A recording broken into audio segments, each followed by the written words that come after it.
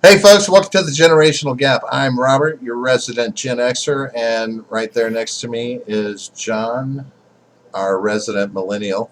And then way over there on the far side from me is the beautiful blonde from Blonde in the Belly of the Beast. Hi Blonde, how are you? Hey, I'm good. How are you? I'm pretty good, pretty good. I'm excited. I'm looking forward to this conversation. I'm hoping it's going to be a good one. I'm not going to say much. I'm just going to sit and look a lot, but but that's how I roll. John, how are you doing tonight? Good. And, I want to say thanks to Blonde, and especially thanks to Blonde's husband for allowing her to speak tonight. So I shout out to know. him. He doesn't know I'm doing this, but Oh, really? Oh, snap. Oh. no, it's okay. He doesn't watch my channel. It's better that way. Oh, good. Yeah, for sure. Better for who? So Probably both of us, yeah. I could imagine. But I mean, obviously he knows you do like YouTube videos and you do the podcast with Matt, right? Yeah, but I don't think he tunes in, and I'm pretty sure if he did, he'd be like, "Listen, you need to scale it back," because I know for a fact he thinks that women should be able to vote, and on that we disagree. So I'm pretty sure he would be like, "Yo, you need to rein it in," which I'm incapable of doing. So it's probably for the best. Yeah, probably. Fair enough. So for someone like myself, I avoid YouTube. I avoid all the commentators out there because I don't want my opinion swayed, right? I just want to be an extremist on my own. So for someone like me, how did you get involved in this whole YouTube thing in the first place? Coming from my side, how do you walk into that? I know. I had a government job in finance. I've worked in the financial sector for a little while, and I took this trip. Well, I've lived in a lot of cities. I lived in New York. I lived in LA. And in cities, it's kind of like the gender dynamics are there's more contrast there. Like the juxtaposition between what men and women are and should be seems like there's just more contrast. You can see what's going wrong more readily in cities than I think you can in other places. So I'm living in these cities and I'm seeing all this like homelessness and like I hate my jobs and like dating is really weird. And I just like feel unsettled about things. I feel like I'm wasting my life, but I also feel like I should be happy because I was kind of successful in some of my jobs, not a lot of them, but so it all kind of came to a head. I moved to Seattle in 2014, and in 2014, 2015, I took this trip to Europe, and that was right at the beginning of the migrant crisis. And so I'm seeing all of these places, all these European cities that I had visited in, I don't know, 2007, and they're just like filled, just crawling with angry Muslims. And I'm looking around and I'm like, I don't know about this. And I got into some, I was kind of reckless, like being by myself a lot at night and everything like that, because that was my experience in some of these European cities before. It's like that they were safe, that I was fine going around alone. And I got into some situations where I was like, I do not feel safe. Like these Muslims are really creeping me out. They're really aggressive. And so I got home and I kind of put everything together, like what dating was like, the problem with gender relations, this experience that I had in Europe. And so I made this first video. I think it's called Living in Libtard America. Mm-hmm. And I didn't expect it to go anywhere. Like I had put my laptop on my pillow on my lap, and like it's moving up and down when I breathe, and like the audio quality is garbage and everything. And I sent it to my brother, and I'm like, "Is this worth posting?" And he's like, "This is excellent, and it's going to go viral. But before you post it, you should know that like everything in your life is going to change once this happens." And so I had a pretty good idea that things were going to be different. Although I still was under some illusions, I kind of just wanted to like get it out of me and post it. And I didn't really think it was going to go anywhere. But that video just really picked up steam because I think it resonated with a lot of millennials that are dating and they're like, what is going on? Like, I'm so unhappy in my job. We're losing our culture. I feel unsettled. I don't know why. And I think that people, like it really resonated with people. And then after that, it kind of just picked up speed, and then I had to quit my job because I knew they were going to find out about the channel. And then after that, you know, you guys know how it is. Once you do this and once you say certain things, like it precludes you from having a normal job and a normal life. Like it just does. Right. And so you have to just commit and just be like, I guess this is what I'm doing now. And I can never work a normal job again. Which is kind of freeing in some ways. I mean, I guess.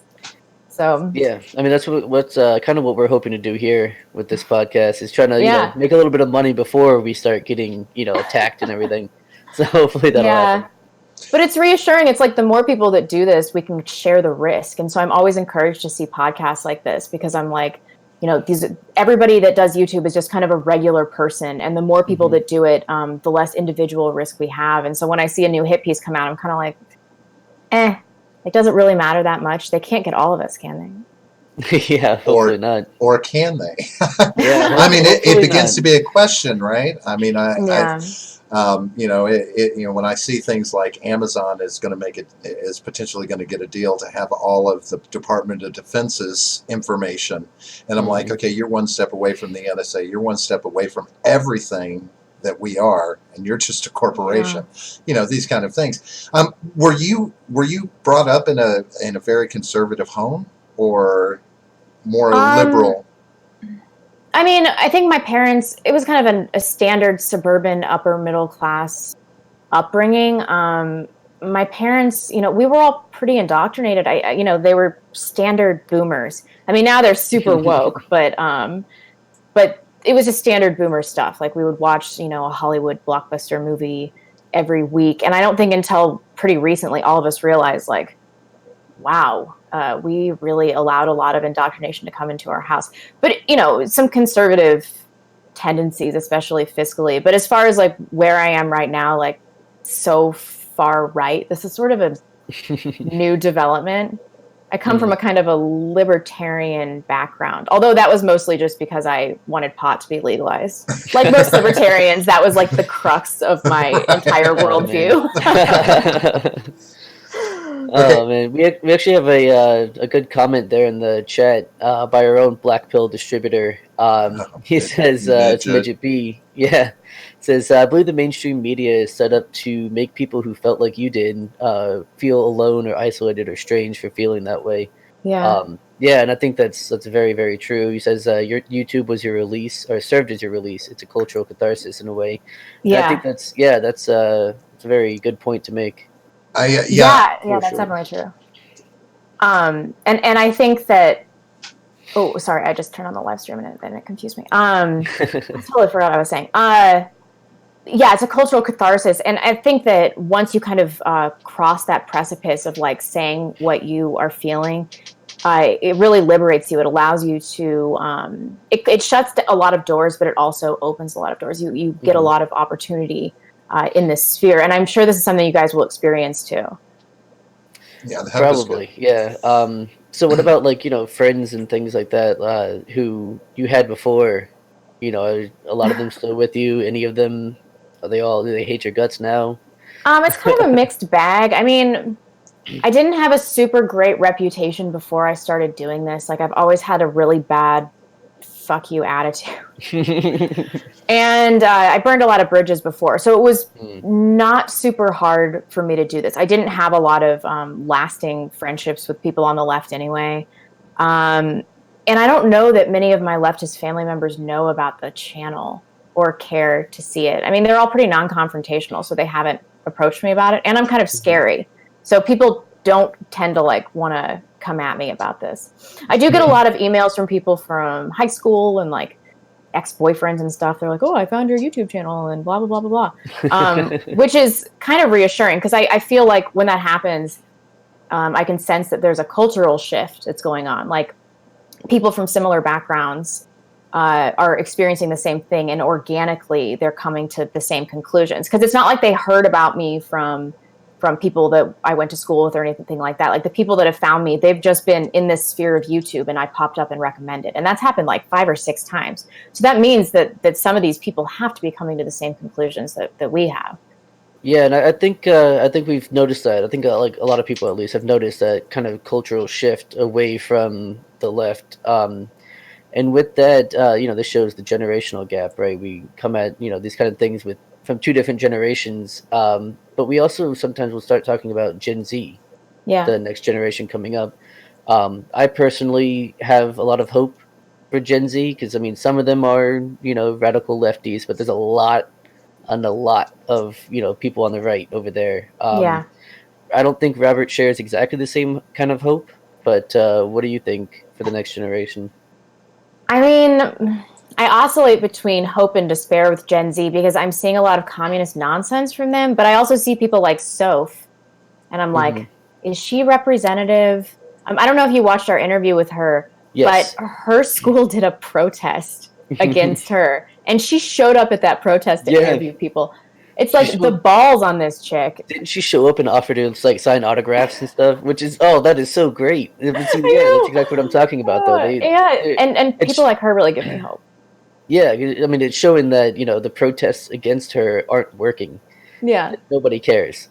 I mean, no one cares about your little protest. And she's like, what, 14 or 15? She gets this huge BuzzFeed hit piece, and I asked her like, "How are you sleeping?" And she's like, "I'm sleeping like a baby. Everything's cool. I don't care.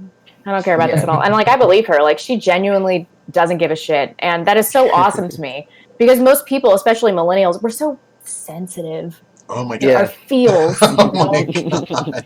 Yes. Yeah. Oh my god. Yeah. Oh, I don't care how you feel. I really don't. I don't. I don't. Keep your feelers to yourself is what I think. I know. It's a real problem.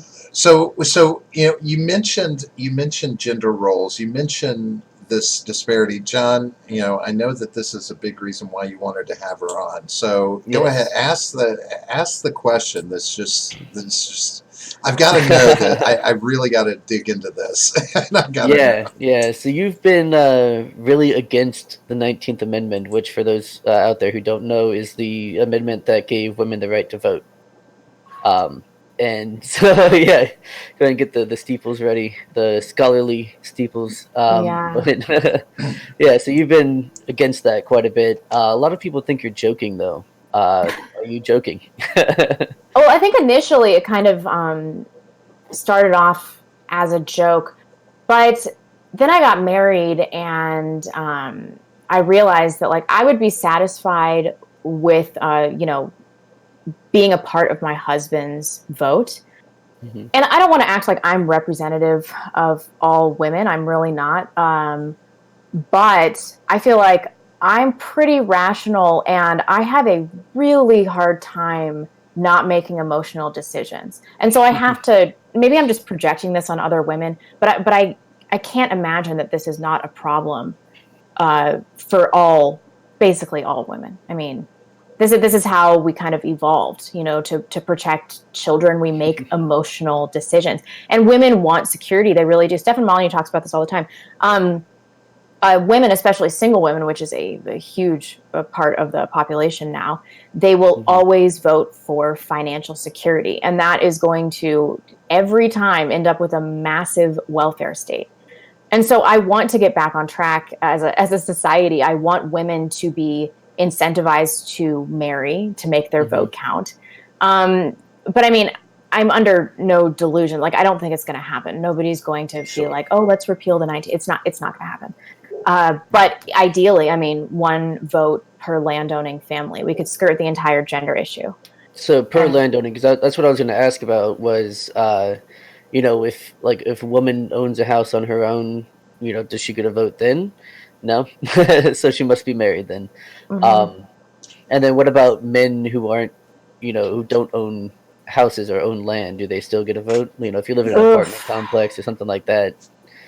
Yeah, that's tough. I mean, I guess by my own standard, I would have to say no, but ideally, yes. I mean, I'm just trying to find a way to skirt the issue so that people don't realize that I just don't want women to vote. Right. Okay. Or we can just say you can't vote for the left. I mean, we can just cut out the middleman and just no voting left, and then everything's good, right? I mean, the real way to fix this is to remove incentives for women to be single mothers, and for women to be unmarried, because women that are married will tend to vote. They'll tend to be more conservative. Right. So maybe we could deal with it that way, right? Right. I mean, that would be my thought is, getting rid of the incentives as opposed to de-incentivizing, Mhm. women to vote left, instead just remove all the incentives that are already out there. Yeah, yeah. And a collapse of the welfare state would probably do the same thing too. Yeah. Yeah, no, I think that would be a good idea, just turning off the welfare state. Just turning it off. And I then wish. let it sort itself out from there. Mm. Which, speaking of that, since that's kind of a libertarian kind of viewpoint, I've asked you this in a super chat at one point on the show. So I'll ask it again so I can get kind of a more long form answer. Um, you've criticized like libertarianism and stuff in the past. So what's your biggest criticism of libertarianism? And so, like, why can't you be a libertarian? That's why I'm asking. Because I used to believe that individualism was the highest virtue. Like I was all about enlightenment values and the value of rationality and individual thought. But then I realized that without some form of collectivism, without some form of cultural unity, you just have a completely atomized culture focused on materialism, obsessed with individuals. And then that's really like the manifestation of what we're seeing now. It's like Mm-hmm. all that matters is how I think, how I feel, who I am as an individual. It's like our society was better off when we shared some larger things, when we all believed in the same kind of higher power, when we had some kind of cultural unity.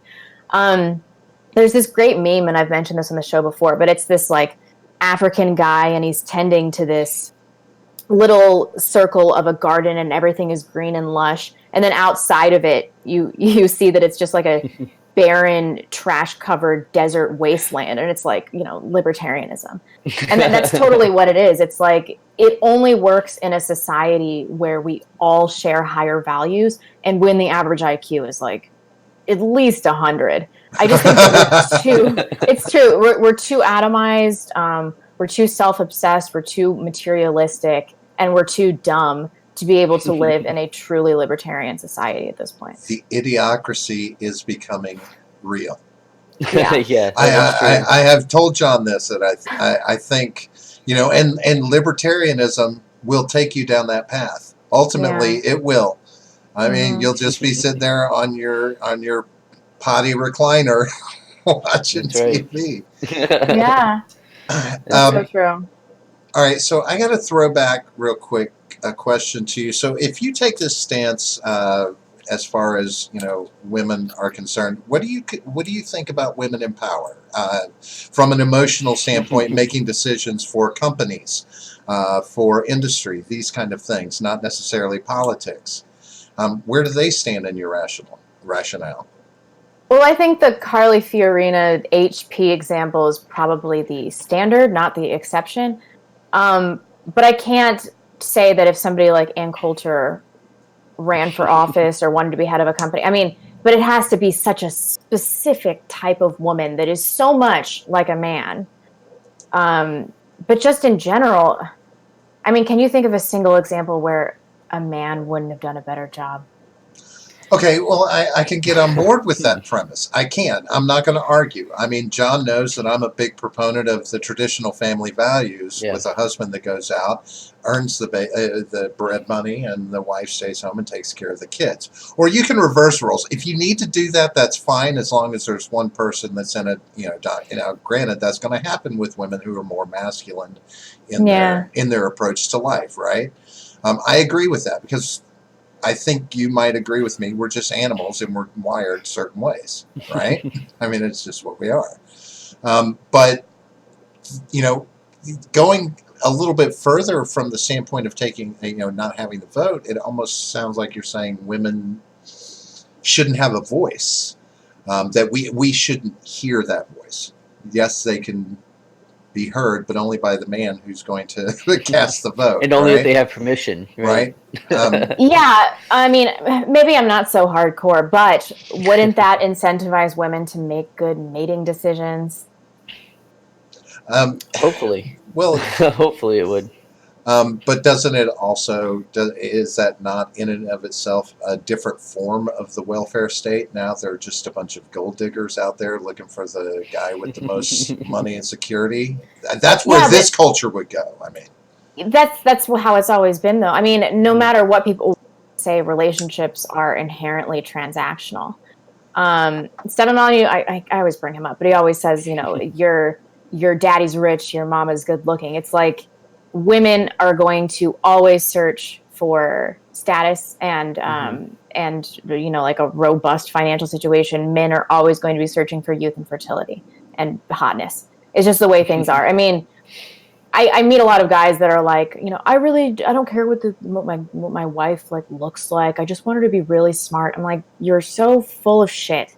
Yeah, You're so full that's of just shit. a Like, tactic. Yeah, yeah, it's just a tactic. And it's just the way things always have been. Like, there is an element of transaction to relationships, and that's fine. It's like you have to be giving something and getting something out of it for there to be balance and to form a cohesive unit. And like, that's kind of grim. It's kind of sad. That's not all that it is. I mean, of course, there's hopefully love and respect. But I mean, are we going to lie to ourselves and act like that's not a component to marriages and relationships? I mean, it used to be a straight up financial transaction, like with a dowry and everything. yeah. It's not like that anymore, and we should be right. happy about that, I suppose.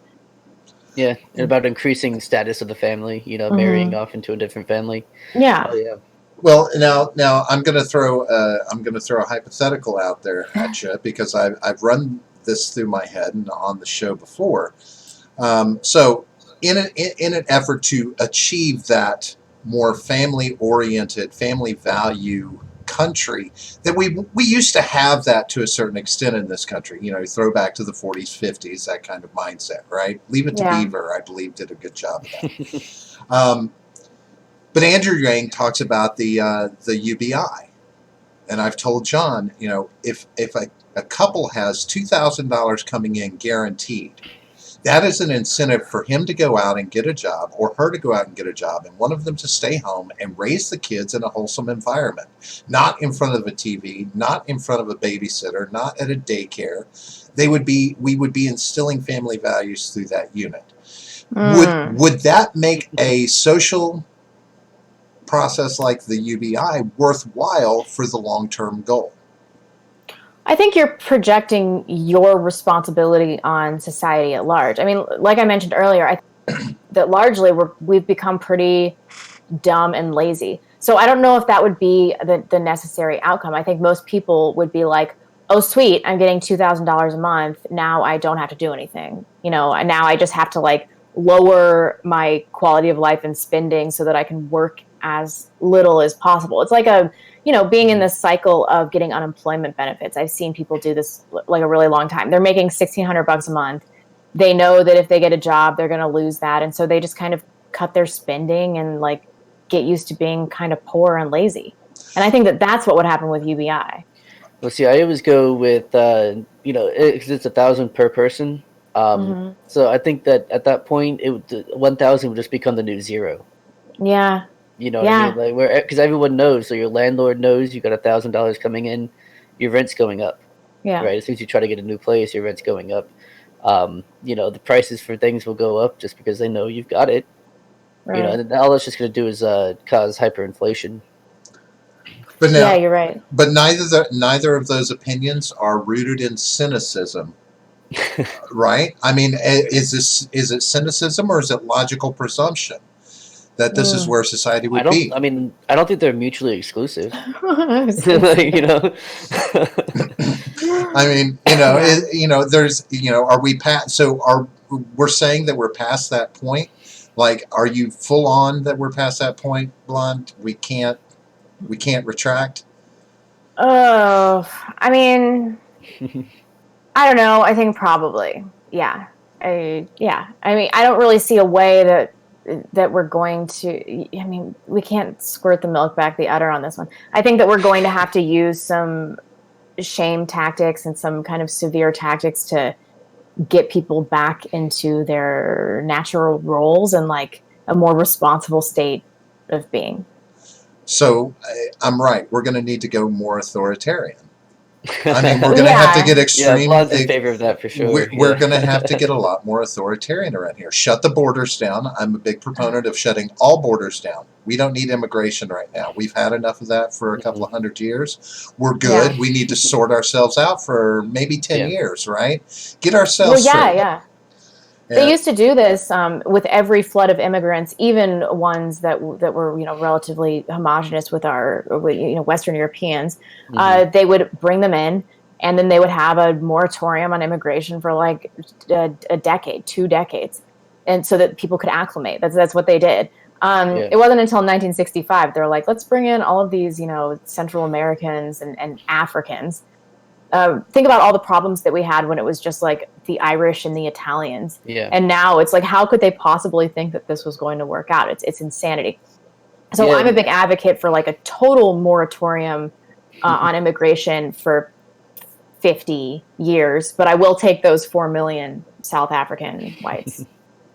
Yeah. What's funny is like with you brought up the Irish and the Italians. Like when they were first coming in a lot, they were seen as criminals, and they were joining either their own mafia or the Italian mafia all the time as like hitmen or whatever, enforcers.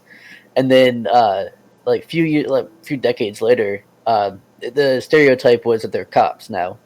So like Irish people are cops now all the time. Like, so it's kind of funny how it just kind of flips like that. But but that's due to like acclimation and getting used to the culture, and especially having kids and the kids growing up in that culture instead of trying to just keep the culture from their home country. Which is not what we're seeing anymore. We're not seeing acclimation. No, and that's what happens when immigrant communities become too large. It's like, if you can have a community, if there's a Chinatown in every city, then it's like, why would I try to acclimate to the culture? Right. Yeah, definitely. Well, so from that standpoint, when we, you said something earlier about, it seemed like we're losing our culture. This is what a lot of people are saying. The younger people are saying we're losing our culture. I've always seen our culture as just a big mixing pot of everyone else's culture, right? I mean, whether it's in the food or whether it's in, the different things that we do. But now we're seeing more self-segregation in this country. Does that need to be stopped? Or, I mean, how do we approach that from, if we do shut down immigration, how do we approach, I don't know, normalizing the population from a cultural standpoint? Well, I mean, there are going to have to be cultural mandates about English speaking and what we do and don't accept, things like that. I mean, we're going to have to kind of resurrect a bit of a shame culture, I think. You talk about that all the time, I think it's the only way. Shame used to serve such a function to keep people in line. It was like the fear of social repercussions really modified people's behavior, and we're not seeing that at all. When it's like, shout your abortion and all this stuff, it's like, nobody cares about social consequences anymore, and we've had huge repercussion. But as far as forced integration, I don't advocate for that. I generally want people to make their own decisions about where they live. And like when I was living in Los Angeles and stuff, there were all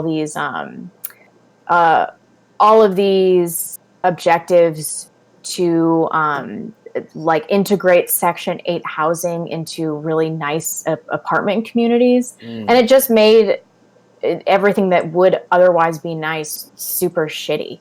It's like, I want to live in a nice area, not surrounded by junkies and homeless people. Stop doing this. Stop doing this. And so generally I want people to make their own decisions about, the communities they live in and where they want to be and who they want to be around. Yeah. So hang on one second. Let's go back to shame real quick, because I had an interesting thought. I like it. Because we see all the time now, especially with like your blue checkmark journalists on Twitter, these kinds of things where they'll write your hit pieces on people. They'll say, oh, this person's, harassing me or whatever. Is that not a form of like culturally shaming someone? Is that not, I mean, that's pretty much what you're saying. Not saying the same tactics, but that's pretty much what you're saying that, we should do. But do you think that it's working on that side? Because I think for the people on the right, they're usually, pushing back against it and, rejecting the shame. I mean, it doesn't work on me. I don't feel ashamed when they do it to me. But what I'm talking about with shame culture is more like we need to reevaluate what behavior is and is not shameful. Because now there's shame in like being perceived as racist, or you don't have enough intersectionality and things like that. We need to remodel society and put shame in the right places. Right, because it's cool to be a slut, right? I mean, it's kind of cool to be slutty these days, right? It's things like this, whereas that it was ladies were ladies in the street and freaks in the sheets. That was kind of how it was. Now it's just in your face. But I think social media is a big part of that. Wouldn't you agree? Oh yeah, and then Tinder culture. I mean, I'm hard on women, but I also feel really bad for young women today because they've been raised in this hookup culture, and everybody's been has told them to shout their abortions and that it's fine. And then later in life, they feel the repercussions for like the things that they've done, and they've been indoctrinated since they were young children. They've grown up on social media, and if women truly have no agency, then like, is this really all the fault of women? I don't really think so. So I have a lot of pity for young women growing up today. It must be awful. Like, I just barely miss this Tinder culture. Yeah, right. Same. Just barely. I'm 31, and so I'm really happy that I didn't ever have to partake in that. Because that's what's creating this whole alpha widow thing. Like, chicks that have banged hundreds of dudes. This was a foreign concept before internet hookup culture. And it's like, they were taught that this is a fine thing to do. Are we supposed to believe that like a young woman who's been indoctrinated her entire life is 100% responsible for her behavior after an entire, lifelong constant indoctrination? Like, we got to take some pity on them. There has to be some path for redemption for all young people that have engaged in this behavior. For sure. Well, and we have a good question from the chat here. How do you raise a daughter today? Oh, jeez. I mean, so how would you personally? I know we've talked about not we personally, but you've talked about Blonde's Fascist Academy before on your show. So, what would that look like? It's really hard. I think it's just about, like, I don't want to be a hover parent, but I think that to a certain degree, you have to shield your children from modernity. And I think that homeschooling is probably going to be instrumental in that. I used to think that homeschooled kids were just like antisocial weirdos, but now I'm like, I think about all this stuff that I learned in school, like how much trouble everybody got in, like the dumbass stuff we were doing, and I'm like, oh my God, if my kids get into this, we just can't let it happen. So I think that homeschooling is probably going to be the way. Yeah, and I mean, I was homeschooled for 7th grade. Oh, really? And like a little bit, yeah. But at that time, the internet was around, and so my mom found like a homeschool group. So it was like a bunch of kids in the area, and we got together, at different places. So I was still socializing, with kids my age and all that. So especially now, there's probably way more options, than there were back then. It's very diverse in how much activity that you have with other people, the social interactions. So yeah, I definitely think that I think the public school systems now have changed so much that, I have 2 daughters. One's going on 14, one's going on 13. It's like they're in public, it's a charter school, but still public. And it's like the things that they're picking up. I mean, I remember shit that they were picking up in 2nd grade that I was like, how in the hell did you hear this? Where are you talking about? How is this possible that these words are entering your head? And this is what I say about not being under a parent's watch these days. Is I don't know. I think that's important for a kid's development, is to hear things that you're probably not supposed to hear at that age, especially from other kids. Because then they're going to come home and the first thing they're going to do is tell you. But when you get get a call from your school, your 2nd grader passed a note asking a boy about wanting to have sex. Well, that's a little different. Yeah, that's right? different. That's different than asking what a hoe is, or what? like I did. That was funny. There were red flags. There were definitely red flags going off. I was like, what the fuck has just gone on at my Yeah. daughter's school? Oh my You said that god. was Right. second grade. That second grade. That's insane. And I like to shat my pants. I'm just saying, but it That's was, so scary. but they Yeah, hear, but that is bad. they're hearing things. And this is, honestly, you've got to kill social media. You've got to destroy social media. Especially for that shame culture, because here's the problem with the shame culture. The internet, John, social media will never do it because it's hidden behind a screen. I don't care if your avatar is really you or not, you're still hidden behind a screen. Yeah. But when a woman is standing amongst a group of other women and she says something like, how many guys she slept with, and she has to look at the faces of those women around her and the different reactions. That's your shame culture.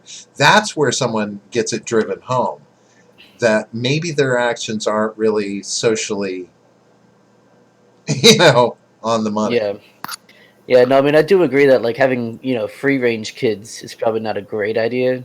You want to rein it back a little bit, but yeah. Yeah. Free range kids. But yeah, I don't think that going full hover parent is a good idea either. Yeah, that's true. As soon as they're old enough, you let them go somewhere, they're gonna go freak out. I don't know.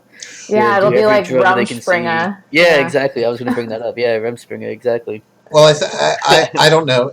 For me, I think a lot of it is that a lot of parents these days are not teaching the proper respect for authority, and and how you approach life outside of the home. That's got to be taught. That's got to be instilled. You're battling all of this intake they're getting from TV and social media, whatever it is. You're battling that constantly. So you've got to set up a structure of authority in their lives. Okay, if you do this wrong, you're going to get yourself in trouble later on. Right? Yeah, but who is the proper authority? I mean, in this crazy clown world, the only proper authority is a good set of parents.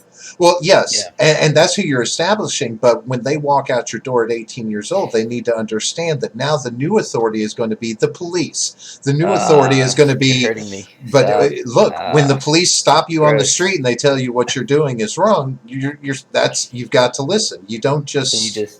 It's really, is that what you do, John? No. Is that the number you hold up when you're asking for your one phone call? Like one phone call, please. One. Yeah, really. Yeah. I mean, I don't know. I disagree with me or agree with me. I don't know. I don't think that we're having that kind of respect for authority as kids are moving into the real world these days. Yeah, but I understand. I mean, do I really respect any authority? I don't respect the government. Right, exactly. Sure, but you follow the law. And that's more... you follow the law in public? You follow the law as long as you're not being caught? Where's I mean, it's only illegal if you get caught, right? Right. You're not going to... You haven't gone to jail. How's that? I follow just laws. Right. How about that? But, I'd be a liar if I said I've never broken the law. Well, of course, everybody does. Nobody, everybody does in some little way, whatever it is. I mean, shit, you open up somebody's mail in your house, that's not yours, you're breaking the law, right? Yeah. But when it comes to, like, who should be the authority, it should be yourself. You know what I mean? It's self-discipline as opposed to having someone have to impose that on you. True. Well, I guess it should be God, Maybe that's why we're all struggling to define what the ultimate authority is, because I do have a problem with the individual being the ultimate authority. That's how we got in this big mess. But I don't trust any institutions at all. None of them. Well, I don't trust any of them. No, you can't. You can't trust them. But I mean, you got to have a mortgage. You've got to have rent. You've got a place to live. You've got to have bills. You've got to have a car. So you've got to have these responsibilities. That's an authority in your life as well. Kids don't want to leave the house today. They don't want to move away from home because they're afraid of the big bad world out there. They don't want to have to do it. I mean, I wanted to get the fuck out when I was 16 years old. I was like, I gotta go. I don't want to be. I got the whole baby bird, have to learn how to fly treatment, and got the boot on the way out. Oh, really? Had to figure it out, from there. But I mean, it worked. I'm not. It didn't work for me. Jeez. Yeah, I'm not starving. I've got some money in the bank. Doing all right. Yeah. So Yeah, but the it took me first a few little while, years though. were like I Horrible. crashed and Absolutely. burned pretty bad. Yeah, no, absolutely horrible. But It didn't start getting better until I was about 25.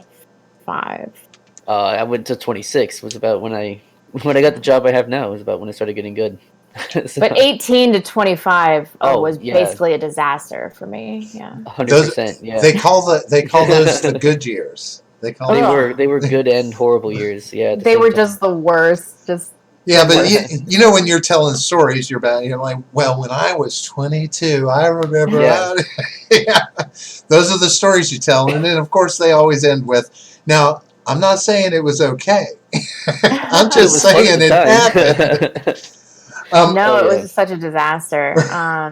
Because I was so cocky. Millennials, we have this disproportionate sense of self-confidence, and so I remember moving to New York when I was like 22, and I was like drinking all the time. My life was a disaster. I remember getting there and like looking around and being like, I could handle a bigger city.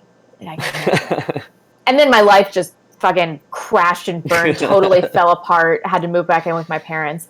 Because I was just so cocky. I was so sure that I had things figured out, that I could take care of myself. And then just having to enter the real world, I was like, whoa, I am in way over my head. And it took, 3 years to recover from the horrible decisions that I made. Yep. Yeah. What happened to me was I was staying in a little 2-bedroom duplex with 3 other guys, and it was So we had 2 people to a room. Sometimes there'll be someone on the couch, Yeah. and we just partied all the time. That's all it was. Yeah. It was just a party house, and as soon as you got home from work, if you had a job, you start partying, and then hopefully you get to sleep by 4 or 5 o'clock. Wake up at 7 to go to work. It was Oh yeah, they were good times though, but very very tired times. Yeah. Yeah. Yeah. So, Blonde, I got a question for you. So, okay. in your world where women have less of a voice, this inherently is going to create a more misogynistic mindset, a culture. Are you okay with that? Because this is everything that third wave feminism is arguing against, is the intrinsic patriarchy in our society. You're okay with that? Yeah, I think a little misogyny would do us good. I think I've said this on the show, so I hope I'm not repeating myself. But like, I have terrible anxiety, and like, I'm really annoying to my husband. Really annoying. And so I'm always like, blah, I'm so worried about blah, blah, and I'm crying or whatever. And like, initially he would like try to comfort me. And then one day he got fed up and he was like, you need to get your shit together. And, like at that moment I was like, whoa. And then I was calm and I felt, I needed to be reined in. My female crazy needed to have a calm male external force be like, get it together. And that's just what I needed. And I would imagine that on a cultural level, this still applies. Women, this is just their self-will run riot. They've taken over the culture, and now everything's a disaster. It's like, we have to get women under control. People need, and I'm like a rational woman, and I still need this male counterbalance. So that my emotions don't run wild and totally control the situation and control my relationships and control everything. Like, I think that women as a whole, we just have to have this. I mean, think about all the women in your life. How many of them are immune to making emotional decisions, almost purely emotional decisions? How many of them take a decision that needs to be weighed rationally, weigh the pros and cons, keep their emotions out of it? And how many of them make emotional and impulsive decisions their whole lives? Oh, 100%. This would be where I plead the fifth, right?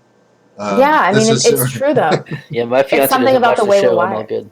That's good. I'm all good. It's just something about the way that we're wired. And I'm not saying that our emotions don't have a role in society or for the betterment of society, but as far as making large scale, especially like fiscal decisions, I just think that emotional thinking doesn't have have a place. It doesn't really have a place in government. It doesn't really have a place in business.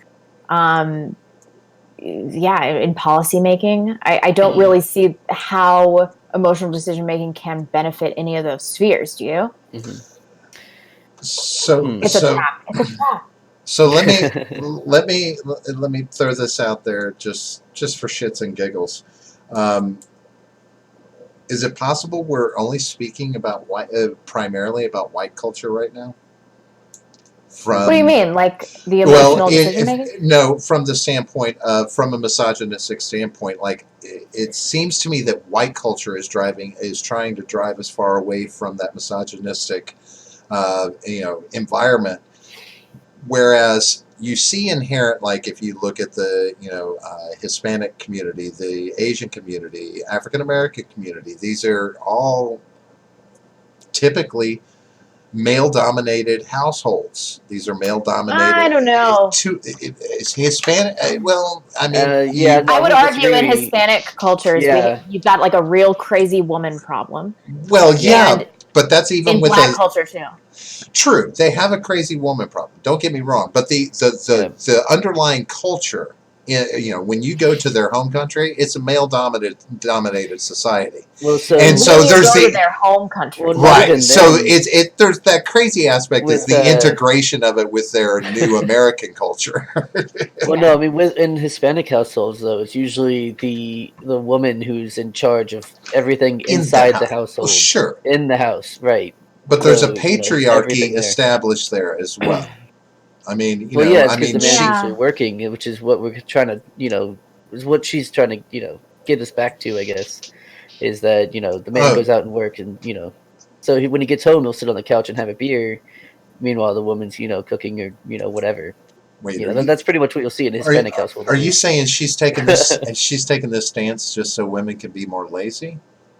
Well, no. I'm saying that women are going to be the ones doing the work inside the household is what I'm saying. Which is a hard job. Yeah. The man can be in charge as long as I can stay home and make videos. That's is that where we're at with this right now? Is that what I'm understanding? Yeah. Well, you only put out a video like once a month, right? Or once every couple of weeks. So I mean, I used to be so much more into it, but then I realized, like what happened with James Alsop this week. It's like, and now I'm on Media Matters and the ADL's radar. I'm like, what's even the point, So I kind of feel like they got me in that I'm exhausted. Like my reserves for fighting are totally depleted. I need to tag in some younger people because I just feel like I can't do this anymore. Okay, so what are your thoughts on going out in a blaze of glory? I mean, if you were to go out, would the best way to go out to make sure you got yourself deplatformed from every place possible, just by really putting your opinion out there? It's really tempting, but I still have some reputational concerns. I think that my audience, they think that I say whatever I want, but in actuality, I feel like I'm saying a fraction of the things that I really want to. 30% of what I want to say, I'm actually saying. So I feel like on my end, I'm really practicing some restraint, even though it seems like I'm not. And I still want to protect things. I keep trying to get back in this headspace, where I was a year or 2 years ago, where I wanted to make a video. I was so excited to make a video. And I just keep waiting for that to return. But when you know that something you've spent 3-4 years building, that you've put so much emotional investment, when you know that it's on the line, it's just depleted my creative ability. I just feel like I'm stuck in this limbo where I can't say everything that I want to, but I don't want to blow up the channel, where I want to be banned, but I want to preserve what I've built. And it just puts you in this really weird creative space where I'm just not productive. I mean, just doing the podcast and the call-in show just wipes me out, which is crazy. I used to be so excited about doing this and then sharing my ideas and stuff. And now I'm I'm also really black-pilled too. And I don't want to infect people with my cynicism. I think that I have a duty to kind of be a happy warrior, which is a video I'm putting out this week. And I just get on there and just talk about how we're screwed and there's nothing we can do about it. Like, that's not helping anybody, is Right. it? Right. Yeah. And how is that not cynical? No, I'm so cynical. I'm Right. so Right. depressed about the state of affairs and the way our culture is. And like, I've really internalized, how we are living in an end stage civilization. And it's really affected my mental well being. And like, I can't help but kind of project that on my audience. And it's best for society if people are hopeful, if they want to rebuild. And I just can't offer people that hope right now. I can't. So, what do you think the chances are of a second civil war then? I I mean, that don't know. seems like what it's leading to. Yeah.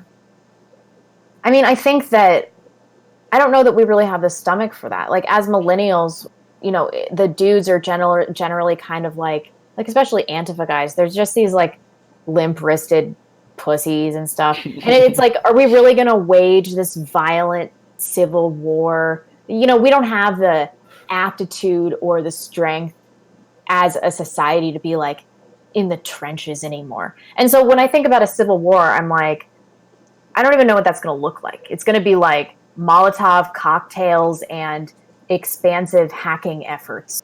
It's not going to be like we're fighting in the streets with guns. Well, I think that's kind of, I mean, it can be argued, I think, that we're already kind of in at least the beginning stages of that. Anytime we see the Proud Boys go somewhere and, Antifa shows up and there's always violence there. And that's been going on for the past, since just before Trump got elected. Yeah. So that's really when it started happening. We're digging the trenches are being dug right now. Yeah, we're drawing the battle lines at this point. We've already lost Seattle, so I'm glad you got out of there.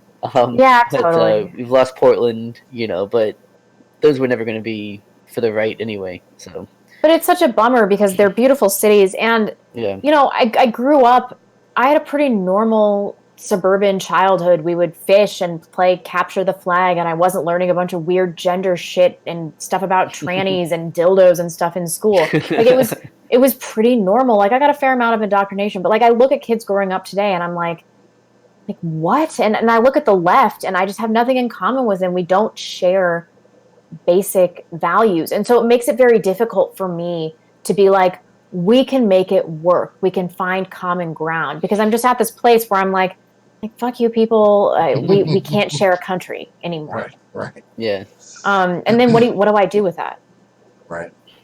Well, I have to ask you this because it goes back to something you said early on, and we'll wrap up with this question if you don't mind, John. You talk about how you want to go out.